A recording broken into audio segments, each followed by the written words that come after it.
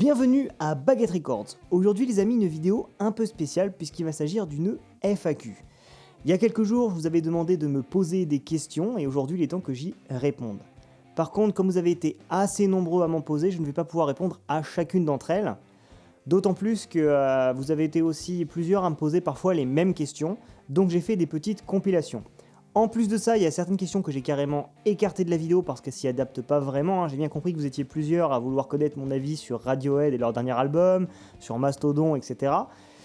Mais c'est des sujets beaucoup trop complexes et longs à traiter. Dans cette vidéo, j'aurai pas le temps et voilà. On m'a aussi demandé mon avis sur Dream Theater et là, je peux que vous renvoyer à ma review sur leur dernier album. Vous avez aussi été plusieurs à en profiter pour me proposer ou me demander des sujets futurs pour les chroniques du disquaire. Il y a Motor X24 par exemple, dont je vous conseille les creepypasta, qui m'a demandé si j'allais faire un épisode sur System of a Down, ce qui devient de plus en plus possible vu qu'en plus en ce moment ils sont dans l'actualité, donc on en reviendra peut-être plus tard. On m'a aussi demandé si je ferais un épisode sur Led Zeppelin, les Beastie Boys, vous m'avez demandé Muse, Zappa et Jack White, et j'en passe certainement. Mais bref, toujours est-il que du coup, ça m'a donné des idées. Alors, je peux pas vous donner de réponse vraiment concrète maintenant, mais il y aura sûrement des vidéos sur ces artistes-là qui finiront par arriver sur la chaîne. Du coup, j'ai fait un petit tri, mais je vais quand même essayer de répondre à un maximum de vos interrogations. Mais avant de commencer, je tiens à vous remercier d'avoir posé toutes ces questions. Déjà parce qu'elles étaient construites et je suis assez content d'avoir une communauté sur ma chaîne qui soit pas une bande de gros débilos. Vous n'êtes pas une bande de gros débilos, alors du coup je vous remercie les amis, ça fait chaud au cœur. Et je tiens à ce que vous sachiez que même si je ne vais pas répondre à toutes vos questions, je les ai toutes lues, même si vous essayez de me faire des petites feintes en me posant des questions sur Twitter, Facebook ou même Snapchat. Ouais. Bref, c'est parti. Qu'est-ce que tu fais dans la vie? Est-ce que tu travailles vraiment dans la musique? L'heure de vérité. Alors voilà, donc en fait, en réalité, comme la plupart d'entre vous l'ont déjà deviné, je ne suis pas disquaire, même si c'est un métier qui me plairait pas mal. Jusqu'à maintenant, j'étais étudiant en langue étrangère appliquée, en anglais et espagnol à l'université, et chinois aussi. Et donc là, cette année, j'ai obtenu ma licence, et donc en mois de septembre, et je ne suis inscrit nulle part, je ne sais pas ce que je vais faire. Je pensais me prendre peut-être une année sabbatique pour travailler un petit peu, me faire un peu d'argent, et ouais, passer un peu de temps pour m'occuper de baguetterecords.com et faire des trucs comme ça, quoi. Comment t'es venue la passion pour le rock? Alors ça, c'est assez complexe. Je sais que chez pas mal de gens, ça passe par l'écoute d'un album en particulier qui d'un seul coup ouvre des perspectives musicales infinies. Moi, ça s'est pas vraiment passé comme ça, c'était quelque chose de beaucoup plus complexe et progressif, et en fait, j'ai vraiment baigné dedans avant de vraiment m'y intéresser. Ce qui s'est passé, c'est que jusqu'à mes 12-13 ans, en gros, comme la plupart des gens, j'écoutais de la merde, j'écoutais de la soupe en fait. J'écoutais pas tellement, j'entendais les musiques qui arrivaient vers moi, donc la radio, etc., tous les trucs moisis. Et donc vers cet âge-là, j'ai commencé à jouer à Guitar Hero et Rock Band. Et aussi avec mon groupe de potes, on a commencé à faire du ride en fait. On faisait du skate, des rollers et même du monocycle. Ouais. Et donc il nous fallait une playlist qui soit en adéquation un petit peu avec ce truc-là. Et puis en plus, comme je jouais à Guitar Hero, Rock Band et tout, je baignais un peu dans l'univers rock finalement, quoi. Et avec mes potes plus vieux aussi, et la MJC de mon village, parce que oui, il y a des gens qui font des trucs avec leur MJC. On vit dans une époque folle. Et je me suis retrouvé embarqué dans l'organisation un petit peu de petits concerts et de festivals pour les groupes des communes alentours. En gros, je faisais le roadie et de temps en temps, je faisais aussi des affiches avec mon grand savoir en Photoshop. Et ouais, du coup, je baignais un petit peu ce que c'était surtout des groupes de métalleux, des groupes de punk et aussi des petits rappeurs et tout. Du coup, je baignais un peu là-dedans et voilà. Mais j'avais pas une écoute vraiment hyper active en fait. C'était vraiment, j'écoutais ça parce que c'était ce qui était autour de moi. Et j'ai commencé à développer une écoute plus précise vers mes 14 ans parce qu'en fait, avec mes parents, on a quitté l'Ardèche où j'habitais pour aller vivre au Panama, en Amérique latine. Du coup, j'ai quitté tous les gens que je connaissais. Donc c'était un voyage extraordinaire. J'ai découvert de nouvelles cultures, de la musique. Ça m'a énormément fait mûrir, etc. D'ailleurs, si jamais vous avez l'occasion de faire des voyages comme ça dans votre vie, surtout prenez-les.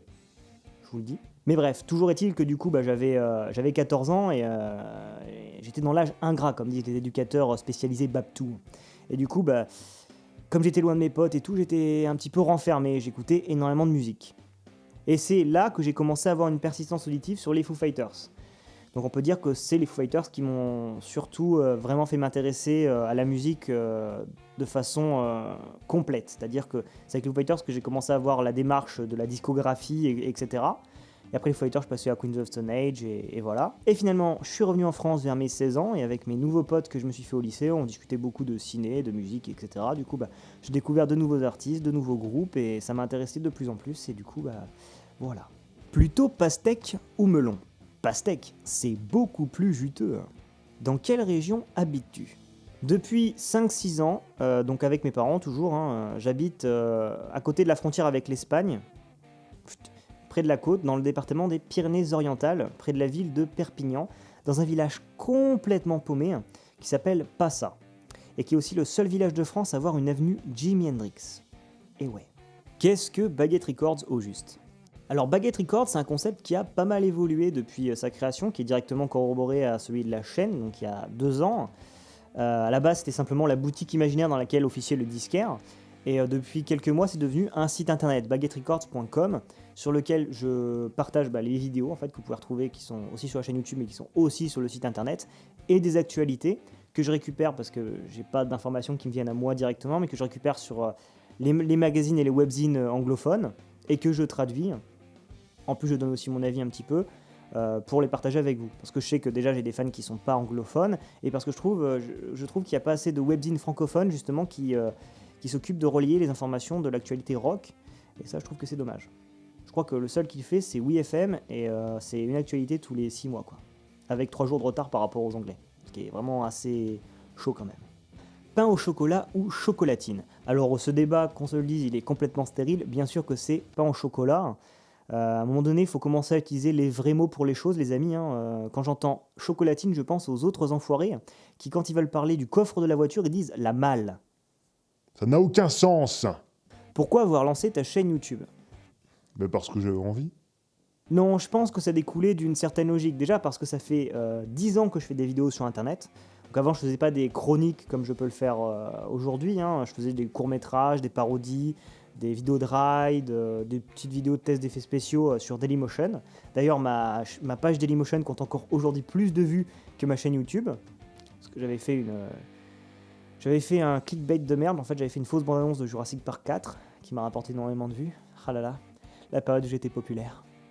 Mais bref, de toute façon, ça ne sert à rien d'aller voir parce que cette page Dailymotion, je l'ai modifiée. Maintenant, elle s'appelle Le Disquaire. Il n'y a aucune vidéo dessus, elles sont toutes en privé. Parce que ça ne sert à rien d'aller voir ça, dans le sens où on peut pas être bon dès le départ pour faire des vidéos et personne ne veut me voir avec une crête rouge. Personne.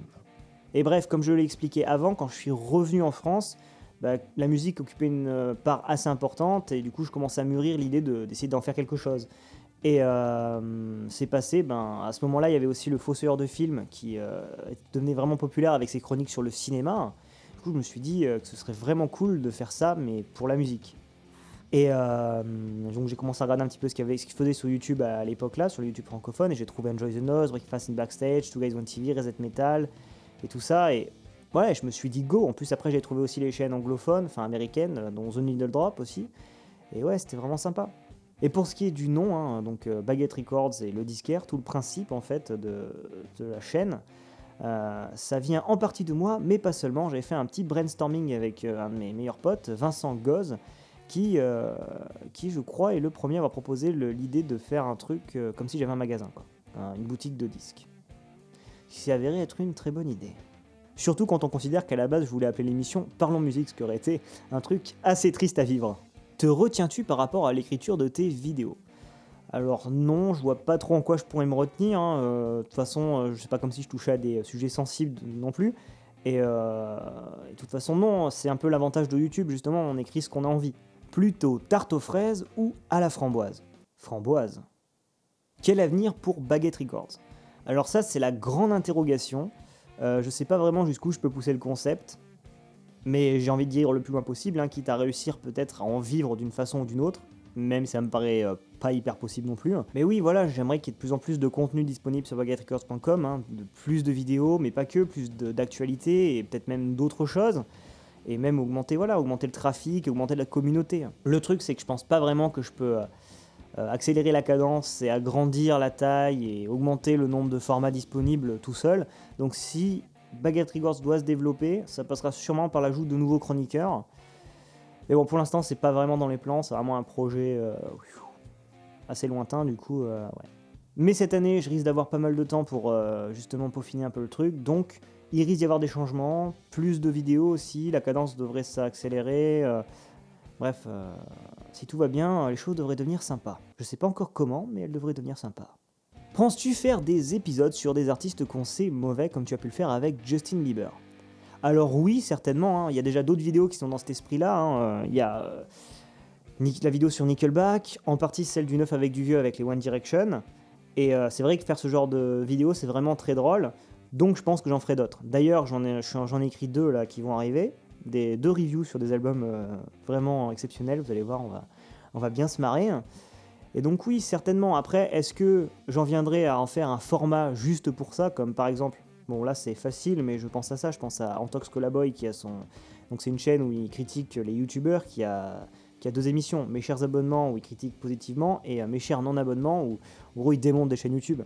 Est-ce que j'en viendrai à faire un format seulement pour parler des mauvais artistes? Je pense pas, parce que je pense que n'y a pas vraiment, bon c'est un petit peu bidon à dire, mais il n'y a pas vraiment d'artistes fondamentalement mauvais, même du Nickelback, du Justin Bieber, ils ont des avantages, ils peuvent évoluer, et c'est une analyse comme une autre en fait de parler de leur travail, du coup ouais ce seront des épisodes du disquaire normaux, mais il y en aura d'autres. Voilà, j'ai répondu à ta question et même à une question que tu n'avais pas posée. Franchement, bravo.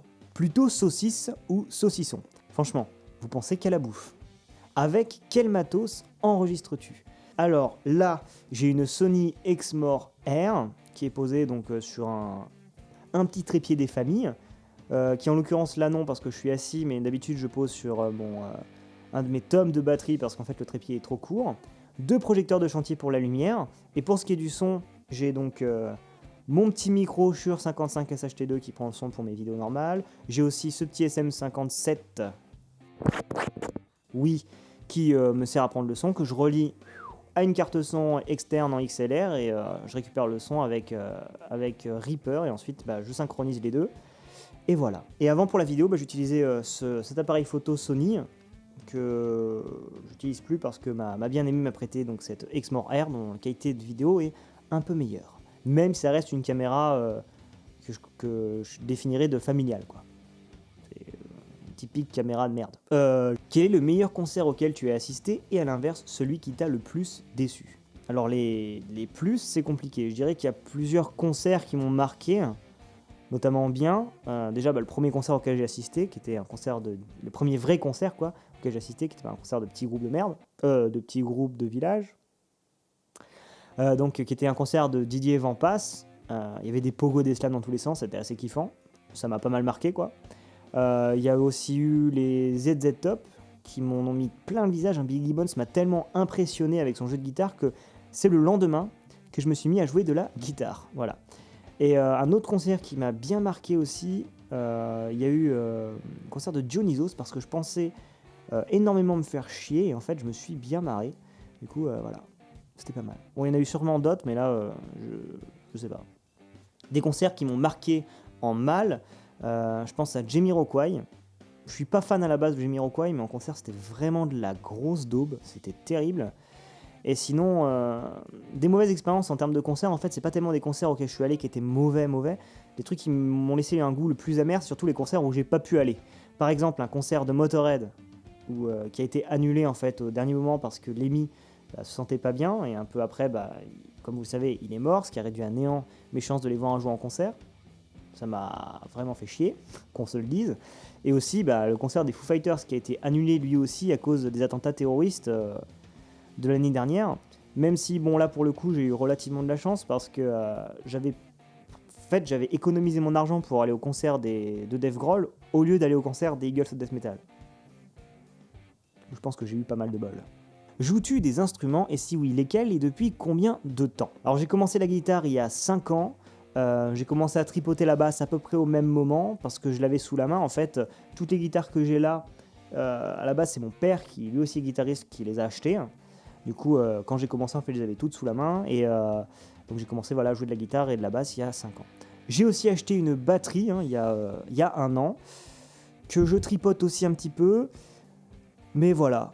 Bon après, si on considère que Rock Band sait faire de la batterie, ça fait 8 ans que je fais de la batterie, donc je veux dire, à un moment donné, je touche à fond, quoi. Alors, moi, je suis Dave Grohl, les amis. Qu'est-ce que tu as comme instrument? Oula, On va faire un quickie. Alors, j'ai une Yamaha Pacifica qui est basiquement la guitare de mon padré, une Epiphone qui est la guitare du padré de ma copine, une fausse basse, un ukulélé Mahalo, une guitare de Guitar Hero, une basse Ibanez, une guitare Honor avec une cravate, une mélodie un peu merdique, qu'on se le dise, une guitare acoustique Talman, un synthé Casio qui se trouve ici, deux micros Shure, donc ce SM57 et ce 55 SHT2, un accordéon des familles, mais aussi un ampli Marshall de 80 volts, que je vais pas porter jusqu'ici, non. Un ampli de basse, un ampli de synthé, un pédalier GNX 3000 qui est vraiment très cool, et surtout une Casio MG 510, donc oui c'est une guitare Casio comme ta calculatrice, sauf qu'elle est génialissime, elle est tellement cool que vous pouvez regarder Gigi Cale, le copain de Eric Clapton, en jouer.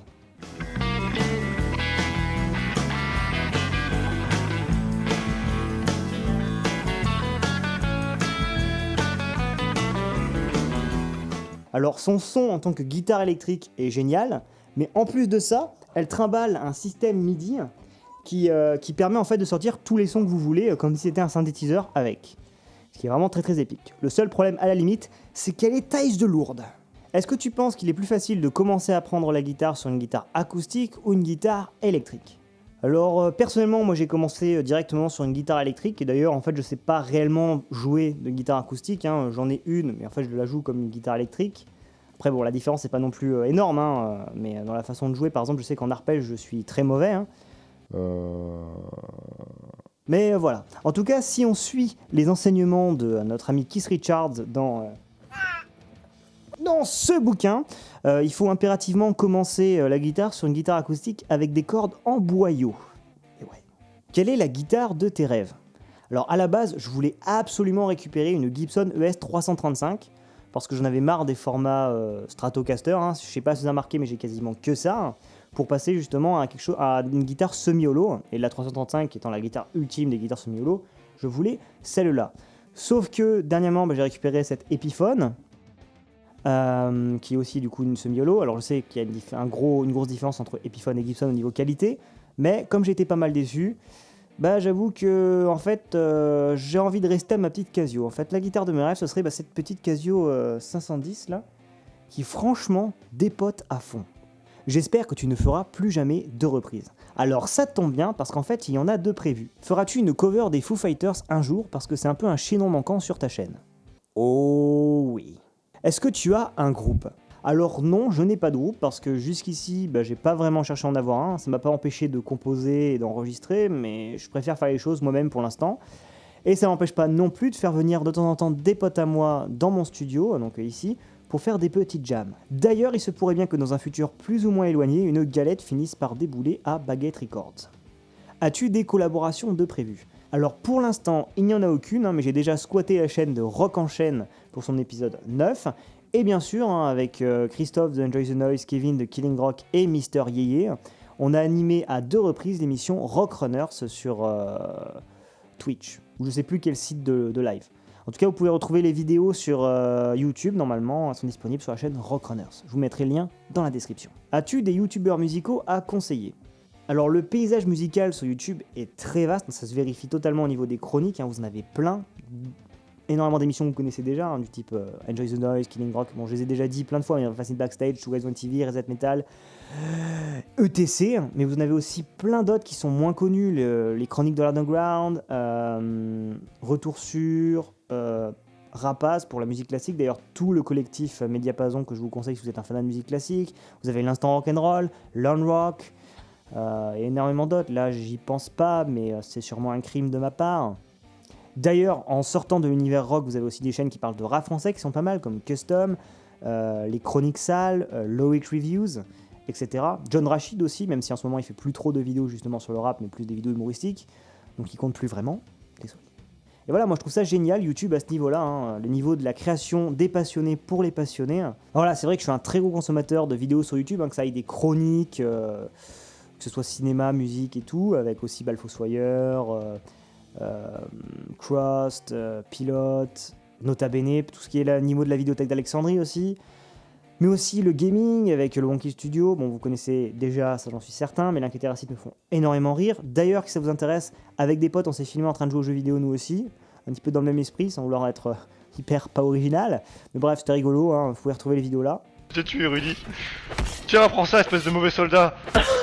T'es un mauvais soldat. Eh, y'a ma chérie qui me fait des pancakes. T'as vu comment tout le monde s'en fout? Il est parti où d'ailleurs? T'as rien bouffé des pancakes? Bon, on s'est bien barré à les faire en tout cas. Et voilà.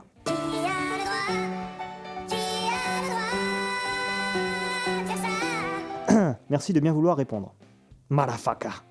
Vas-tu aller à la prochaine édition du Download Festival? J'espère d'ailleurs pouvoir augmenter le nombre de concerts et de fests auxquels je vais assister. Hein. Mon problème principal dans ce domaine-là étant l'argent pour financer ces voyages bien coûteux. Combien possèdes-tu de CD et de vinyle? Alors, ce qu'il faut savoir, c'est que déjà, la grande majorité de la musique que je consomme, c'est c'est directement sur mon ordi en fait, au format MP3 ou FLAC. Et je les récupère soit légalement, soit pas très légalement. Qu'on se le dise, voilà. Du coup, des CD, j'en ai absolument aucun, parce que j'en ai un en fait, qu'on m'a offert à mon anniversaire, l'album Sonic Highways des Foo Fighters. Mais j'en ai pas parce que j'aurais aucun intérêt à avoir des CD, je n'écoute pas de CD, ça me servirait à que dalle. Par contre, des vinyles, ça j'en ai. Alors j'ai commencé à me faire une petite collection. Le seul problème déjà, c'est que j'achète tous les vinyles qui sont un minimum intéressants que je peux trouver et qui sont pas trop chers, parce que pour l'instant, comme je l'ai dit dans la question d'avant, je suis un petit peu short au niveau de la thune. Alors j'ai... Alors, le problème, c'est que les 3/4 des vinyles sont accrochés au mur. Du coup, ça va être un peu compliqué de les montrer. J'ai donc Revolver des Beatles, le dernier EP SNCA des Foo Fighters. J'ai du Bill Haley, du Elvis, du Elton John. J'ai même du Michel Sardou. Là-bas, j'ai du Julien Clerc, les Rolling Stones. Bref, voilà. J'ai aussi pas mal de 45 tours. Mais en gros, voilà. N'écoutes-tu que du rock? Absolument pas. Alors c'est sûr que comme la guitare électrique, c'est mon instrument de prédilection, j'écoute pas mal de rock et de métal, mais j'essaie de rester un maximum éclectique dans mes choix de musique. Et d'ailleurs, la plupart des artistes que je porte le plus haut dans mon estime, en fait, finalement, font même pas du rock. Donc, voilà. Quels sont tes groupes préférés? Cette question, je la trouve un peu puérile et temporelle. Mais je vais quand même y répondre, parce qu'elle fait écho à la question précédente, et parce que de toute façon, je suis un peu puéril et temporel. Ça ne veut rien dire. Parmi les groupes que j'écoute le plus et qui m'ont le plus marqué, il y a bien évidemment les Foo Fighters, Queens of Stone Age, Nine Inch Nails, mais aussi dernièrement Saint-Vincent qui me fait vibrer en fait avec tous ses albums. Son espèce de rock électronique m'hypnotise totalement. Il y a aussi Zac Brown qui est un artiste de country qui me fait hurler des amen dans ma voiture alors que je suis le plus gros athée que tu pourras jamais croiser dans ta vie. Vraiment, Zac Brown Band, c'est quelque chose d'exceptionnel. Calle Trece qui est un groupe de rap latino qui vient de la scène du reggaeton à Puerto Rico. Et ça aussi, c'est vraiment, vraiment très très bien. C'est un duo qui est bourré de talent. Et après, bien évidemment, il y a aussi tous les groupes classiques de type Beatles, Led Zepp, Deep Purple, Black Sabbath, Motorhead, Pink Floyd, etc. Ton morceau préféré de Led Zeppelin? Ramble On. Plutôt Beatles ou Rolling Stones? Bienvenue en 1960. Évidemment, les Beatles. Qu'est-ce que tu penses du NSBM? Ah, donc en fait, normalement, cette question-là, elle devait être triée parmi les questions auxquelles je ne répondrai pas parce que c'est trop complexe et long à répondre.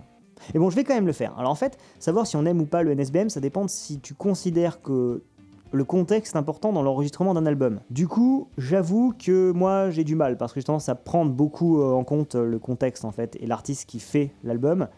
Moi, ça passe pas, honnêtement. Je trouve que c'est de la merde parce que c'est un fils de pute qui l'a fait, donc ça n'a aucun intérêt. Même si la musique est bien, tu peux pas te connecter émotionnellement au truc avec un con. Ça marche pas. Est-ce que tu t'intéresses au punk rock? En fait, il y a combien de questions que j'ai oublié de trier là? Alors oui, je m'intéresse au punk rock. D'ailleurs, je pense que dans un futur plus ou moins proche, il est grandement possible qu'une vidéo sur Henry Rollins soit réalisée. Voilà. Quels sont tes rock movies préférés? Alors au niveau des rock movies, j'aime beaucoup la cinématographie de Jack Black, ce qui est assez classique, donc Tenacious D et School of Rock. Il y a aussi, dernièrement, j'ai regardé le film Deathgasm, qui est vraiment pas mal. Ça se passe en Nouvelle-Zélande, dans un village paumé, en fait. C'est dans l'univers du métal extrême, justement. Et voilà, c'est un espèce de truc un peu à l'esprit Evil Dead. Et bon, vu que j'adore Evil Dead, ça marche bien avec moi. Mais bon, rien ne battra jamais Rendez-vous au tas de sable de Richard Gottener. Jamais. Mais lorsque Marie-Lou me fait des spaghettis, je suis ravi aussi. Ravioli. J'avais prévu de faire une vidéo sur les rock movies il y a quelques temps, j'avais même commencé à l'écrire, mais le fossoyeur de film a sorti la sienne à ce moment-là, et du coup la mienne est devenue complètement obsolète. Pourquoi ces nouvelles miniatures étranges pour les reviews? Ah ça, il va falloir le deviner les amis. As-tu un plaisir coupable en musique? Wannabe des Spice Girls, Estix et Richard Cottener. Je pense qu'on va pouvoir conclure cette FAQ. Si jamais vous avez d'autres questions à poser, n'hésitez pas à le faire dans les commentaires, j'essaierai d'y répondre directement là-bas. Et on verra si ça se fait ressentir, s'il y a besoin de faire une autre FAQ dans un futur. Mais en attendant, on va faire comme ça. Je vous laisse sur une question qui m'a été posée, à laquelle je n'ai même pas besoin de répondre, parce que Clarisse Derwish a répondu la meilleure des réponses possibles.